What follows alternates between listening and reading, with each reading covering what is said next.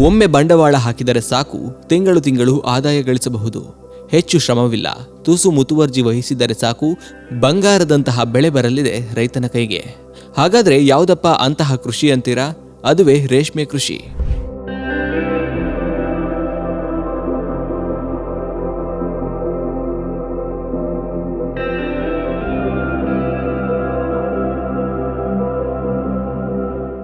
K ಬೋದೂರ ಗ್ರಾಮದ ರೈತ ಶರಣಪ್ಪ ಹನುಮಪ್ಪ ಕೊಡಗಲಿ ಮತ್ತು ಮುತ್ತಪ್ಪ ಅವರು 2 ಎಕರೆ ಜಮೀನಿನಲ್ಲಿ ರೇಷ್ಮೆ ಕೃಷಿಯೊಂದಿಗೆ ನೆಮ್ಮದಿ ಕಂಡುಕೊಂಡಿದ್ದಾರೆ. ಹಾಗಾದರೆ ಈ ಕೃಷಿಯ ಕುರಿತಾದ ಮಾಹಿತಿಯನ್ನ ಅವರ ಬಾಯಲ್ಲೇ ಕೇಳೋಣ ಬನ್ನಿ.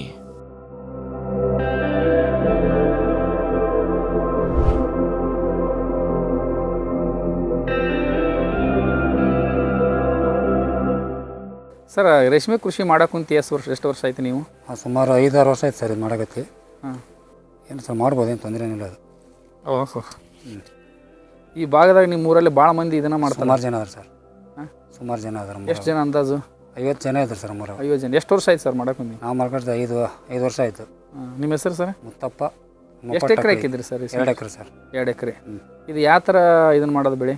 ಅವರು 1,000 ಬಿಡ್ಸ್ಬಿಟ್ಟು 1,000 ಪಾಸ್ ಮಾಡಿಬಿಟ್ಟು 2,000 ಕೊಡ್ತಾರೆ ನಮಗೆ ಇಲ್ಲಿ. ನಾವು ಬಂದಮೇಲೆ ಜ್ವರ ನೋಡ್ಕೊಂಬಿಟ್ಟು ಪಾಸ್ ಮಾಡ್ಕೋಬೇಕು ಅದನ್ನು.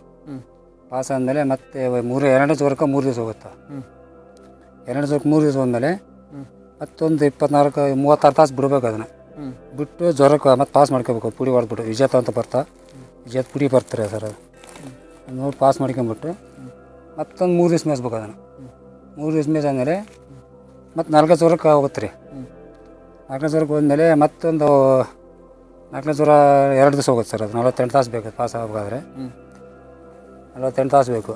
48 ತಾಸು ಆದಮೇಲೆ ಮತ್ತೆ ಪುಡಿ ಹೊಡೆದು ವಿಜೇತ ಹೊಡೆದ್ಬಿಟ್ಟು ಅದನ್ನು ಗುಳ ಎಬ್ಬಿಸ್ಬೇಕು. ಅವಾಗ ತಪ್ಪಲ ಕೊಟ್ಟಾದ್ಮೇಲೆ ಇದೆಲ್ಲ ಒಂದು ಹತ್ರ ಇದು ಇಷ್ಟೇ ಇರ್ತದೆ.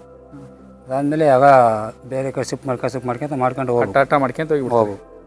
ಆಮೇಲೆ ಇದು ನೋಡ್ಬೇಕು ಸರ್ ಎಷ್ಟು ದಿವಸ ಅಂದರೆ ಈಗ 3 ಜ್ವರ 4 ಜ್ವರ 2 ದಿವಸ 3 ದಿವಸ ಇರ್ಬೋದಂದರೆ 6 ದಿವಸ ಮೇಯಿಸ್ಬೇಕಾಗುತ್ತೆ. ಒಂದು 7-8 ದಿವಸ ಹೋದರೆ 8 ದಿವಸ ಮೇಯಿಸ್ಬೇಕು. ಆ ಥರ ಸರ್ ಇದು 4 ಜ್ವರಕ್ಕೆ ಯಾವ ಥರ ಹೋಗೋದು ಆ ಥರ ಮೇಯಿಸ್ಬೇಕು.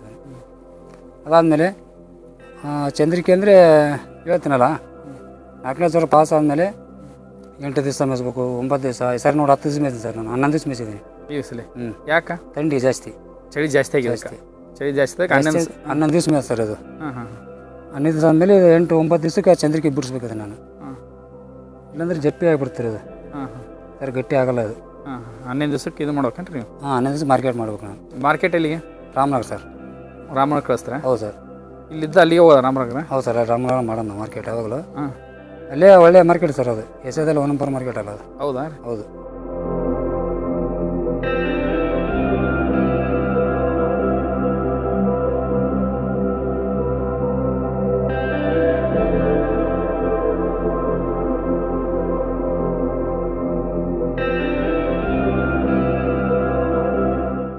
ಸರ್, ನಿಂಗಪ್ಪ ಮುಕ್ಕಣ್ಣವರು ರೇಷ್ಮೆ ನಿರೀಕ್ಷಕರು, ತಾಂತ್ರಿಕ ಸೇವಕ ಅಂದರೆ ಹನುಮಸಾಗರ. ಈ ನಮ್ಮ ಕೊಪ್ಪಳ ಜಿಲ್ಲೆಯಲ್ಲಿ ಅತಿ ಹೆಚ್ಚು ರೇಷ್ಮೆ ಬೆಳೆಯುವಂಥ ಈಗ ಕುಕ್ಷಿ ತಾಲೂಕಲ್ಲಿ 349 ಜನ ರೈತರಿದ್ದಾರೆ. 314 ಹೆಕ್ಟರ್ ಪ್ರದೇಶದಲ್ಲಿ ರೇಷ್ಮೆ ಕೃಷಿ ಮಾಡ್ತಾ ಇದ್ದಾರೆ. ಒಳ್ಳೆ ಇಳುವರಿ ತೆಗಿತಾ ಇದ್ದಾರೆ. ಒಳ್ಳೆ ಲಾಭದಾಯಕವಾಗಿದೆ. ಈಗ ಬೇರೆ ಬೆಳೆ ಕಂಪೇರ್ ಮಾಡ್ತಾ ಇದ್ದರೆ ಈ ಬೆಳೆನ ವರ್ಷದಲ್ಲೇ 4ರಿಂದ 5 ಬೆಳೆ ತೆಗಿಬೋದು. ಒಳ್ಳೆ ಉತ್ತಮವಾದಂಥ ರೈತರಿಗೆ ಆದಾಯ ಬರ್ತಾ ಇದೆ. ಸರ್ಕಾರದಿಂದ ಏನಾದ್ರು ಸೌಲಭ್ಯಗಳು ಸಿಗ್ತವೆ ಸರ್? ಸರ್, ರೇಷ್ಮೆ ಪ್ರದೇಶವನ್ನು ಮಾಡಿದರೆ ರೇಷ್ಮೆಗೆ ಏನು ಹಚ್ಚಿದ್ರೆ ಅವರಿಗೆ ಎಕರೆಗೆ ಜನರಲ್ ಆದರೆ 45,000 ರೂಪಾಯಿ ಕೊಡ್ತೀವಿ. SC ST ಆದರೆ 54,000 ರೂಪಾಯಿ ಕೊಡ್ತೀವಿ. ಮತ್ತು ಮನೆಗಳಿಗೆ ಪರ್ಮನೆಂಟ್ ಮನೆ ಕಟ್ಟಿದರೆ 20-50 ಸೈಜ್ ಮನೆ ಕಟ್ಟಿದರೆ ಅವರಿಗೆ 3,37,500 ಕೊಡ್ತೀವಿ. ಟೆಂಪ್ರರಿ ಶೆಡ್ ಮಾಡಿದರೆ ಜನರಲ್ ಆದರೆ 1 ಲಕ್ಷ ಕೊಡ್ತೀವಿ. SC ST ಅವರಿಗೆ 1,20,000 ಕೊಡ್ತೀವಿ ಸರ್. ಸರಿ, ರೇಷ್ಮೆ ಗೂಡನ್ನ ಸರಬರಾಜು ಎಲ್ಲಿಗೆ ಮಾಡ್ತಾರೆ ಸರ್ ನೀವು? ಸರ್, ಇಲ್ಲಿ ಆಲ್ಮೋಸ್ಟ್ ಎಲ್ಲ ಏನಂದರೆ ಒಂದು ಟೀಮಾಗಿ ಒಂದು ಸಾಕಾಣಿಕೆ ಮಾಡ್ತಾರೆ. ಒಂದು ಟೀಮಾಗಿ ಅವ್ರು ಏನು ಮಾಡ್ತಾರೆ, ಇಲ್ಲಿಂದ ಒಂದು ಟ್ರಾನ್ಸ್ಪೋರ್ಟೇಷನ್ ಬುಲೆರೋ ಅಂತ ಯಾವುದೋ ಗಾಡಿ ಮಾಡ್ಕೊಂಡು ಗುಂಪಾಗಿ ಹೋಗ್ತಾರೆ ಸರ್. ಎಲ್ಲ ಎಲ್ಲಿಗೆ ಸರ್? ರಾಮನಗರಕ್ಕೆ ಹೋಗ್ತಾರೆ ಸರ್ ಎಲ್ಲರೂ. ಸದ್ಯ ಹೆಂಗಿದೆ ಸರ್ ಮಾರ್ಕೆಟ್? ಸರ್, ಒಳ್ಳೆ ಮಾರ್ಕೆಟ್ ಐತೆ ಸರ್. ಈ ಸದ್ಯ ಎಲ್ಲ ಬೆಳೆ ಕಂಪೇರ್ ಮಾಡಿ ನೋಡಿದ್ರೆ ಸರ್ ಈಗ ಒಳ್ಳೆ ಲಾಭದಾಯಕ ಐತೆ ಸರ್ ಈ ರೇಷ್ಮೆ ಬೆಳೆ ಈಗ. ಹೌದಾ ಸರ್? ರೇಟ್ ಗೊತ್ತಿಲ್ಲ ಸರ್. ಸರ್, ರೇಟ್ ಇವಾಗ ಅವರೇಜ್ ನಮ್ಮಲ್ಲಿ 750 ರೂಪಾಯಿ ಹಿಡ್ಕೊಂಡು 830-40-50 ತನೂ ತೊಗೊಂಬಂದಿದ್ರು ಸರ್ ರೈತರಿಗೆ. ಕೆಜಿಗೆ ಸರ್? ಕೆಜಿಗೆ ಸರ್. ಹೌದಾ ಸರ್?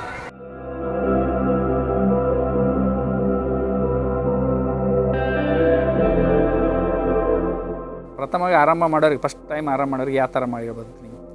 ಮಾಡೋದ್ರೆ ಅದೇ ಸರ್, ನಾಟಿ ಮಾಡ್ಬೇಕು ಮೊದಲು, ಮುಂಚೆ ನಾಟಿ ಮಾಡಿಬಿಟ್ಟು 5 ಮಾಡಿಬಿಟ್ಟು, ಅಂದರೆ ಡೇರ್ ಹತ್ರ ಡಿಪೆಂಡ್ ಮೇಲೆ ಅವ್ರು ನೀರು ಜಾಸ್ತಿ ಇದ್ದರೆ ಡ್ರಿಪ್ ಮಾಡೋರಾದರೆ 8 ಮಾಡ್ಬೋದು, 8 3 ಮಾಡ್ಬೋದು, 5 ಮಾಡ್ಬೋದು. ರೈತರ ಮೇಲೆ ಡಿಪೆಂಡ್, ಅವ್ರ ಮೇಲೆ ಡಿಪೆಂಡ್ ಅದು.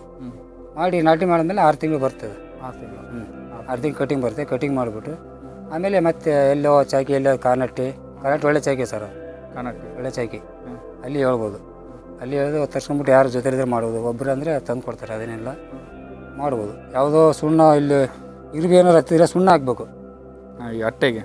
ಇಲ್ಲಿ ಕಟಿ ಸುತ್ತಾರ ಇರುಬಿ ಬರ್ತದೆ ಸರ್, ಬಂದೇ ಬರ್ತದೆ. ಬಂದು ಪ್ರಥಮ ದಿವಸನೇ ಬರ್ತದೆ ಇರುಬಿ. ಬಂದಮೇಲೆ ಸುಣ್ಣ ಹಾಕ್ಬಿಟ್ರೆ ಇರುಬಿ ಕಾಣಿಸಲ್ಲ. ಅದು ಎಲ್ಲಿ ಬರ್ತದೆ ಅಲ್ಲಿ ಇರುಬಿ ಸುಣ್ಣ ಹಾಕ್ಬಿಟ್ರೆ ಕಾಣಿಸಲ್ಲ ಅದು. ಅಟ್ಟಿಗೆ ಇವಕ್ಕೆಲ್ಲ ಸುಣ್ಣ ಹಾಕಿರಿ ನೀವು? ಸುಣ್ಣ ಹಾಕಿನಿ ಸರ್ ಮೊದಲ. ಅಂದರೆ ಅದು ಫಸ್ಟೇ ಅಂದ್ರೆ ಬಂದು ದಿವಸನೇ ಬರ್ತದೆ ಸರ್. ಅದು ಇರುಬಿ ಬಂತಂದರೆ ಬಂದು ದಿವಸನೇ ಪ್ರಥಮವಾಗಿ ಬಂದೇ ಬರ್ತದೆ. ಅಂದರೆ ಇಲ್ಲ ಅದೆಲ್ಲ ಕ್ಲಾಸ್ ಮಾಡಾಕ್ಬಿಡ್ತದೆ, ತಿಂದಾಗ ಹುಳ ಕಡ್ಬಿಡ್ತದೆ, ಕಡ್ದು ಸಾಯ್ಬಿಡ್ತಾರೆ. ಸುಣ್ಣ ಹಾಕ್ಬಿಟ್ರೆ ಅಂದರೆ ಆಮೇಲೆ ಸುಣ್ಣ ಹೊಡ್ಕೊಂತ ಹೋದರೆ ಆಮೇಲೆ ಬರೋಗಿಲ್ಲ ಅದು.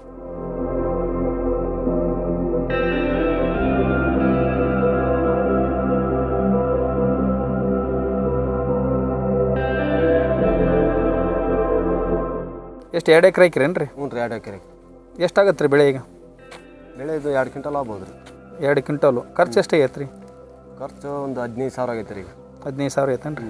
ಮತ್ತು ಈಗ ಆಳು ಪಾಳು ಬಿಡಿಸೋವು ಎಲ್ಲವು? ಬಿಡ್ಸೋದು ಮತ್ತೆ ಇನ್ನೆಷ್ಟು ಮತ್ತೆ ಲೆಕ್ಕ ಮಾಡ್ಬೇಕು. ಲೆಕ್ಕ ಮಾಡಕ್ಕೇನು ರೀ? ಈಗ ಎಂದ ಕಳ್ಸೋದು ಮಾಲ್ ಇದನ್ನು? ಇದು ನಾಳೆ ರೀ. ನಾಳೆ ಕಳ್ಸೋದ? ಯಾವ ತಳಿ ಅಂತಾರೆ ಇದಕ್ಕೆ? CSR? ಸರಿ ಸರ್. ಹಾಂ. ಈ 3 ವರ್ಷದಾಗ ಎಷ್ಟು ಬೆಳೆ ತೆಗಿತೀರಿ ನೀವು ಇದನ್ನು? 4 ಬೆಳೆ ರೀ. 4 ಬೆಳೆ. ಚೆನ್ನಾಗೈತೆ ಲಾಭ? ಹಾಂ, ಚೆನ್ನಾಗೈತೆ. ಮತ್ತು ಕೆಲವು ರೈತರು ಇಲ್ಲ ಲಾಭ ಇಲ್ರಿ, ಹುಳ ಲಾಸ್ ಆಕಾವ ಹಂಗೆ ಬರ್ತ್ರಿ. ಇದು ಹುಳ ಸರಿ ಕೊಟ್ರೆ ಚೆನ್ನಾಗಿ ಬರ್ತಾ, ಮತ್ತು ಹುಳ ಒಮ್ಮೊಮ್ಮೆ ಲಾಸ್ ಹಾಕೋವು. ನಮಗೂ 1 ವರ್ಷ ಲಾಸ್ ಆಗೈತೆ.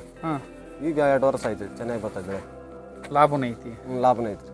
ಅಂದ್ರೆ ಹಂಗೂ ಹಿಂಗೆ 2 ಕಡೆ ಐತಿ? 2 ಕಡೆ ಐತ್ರಿ ಅದು.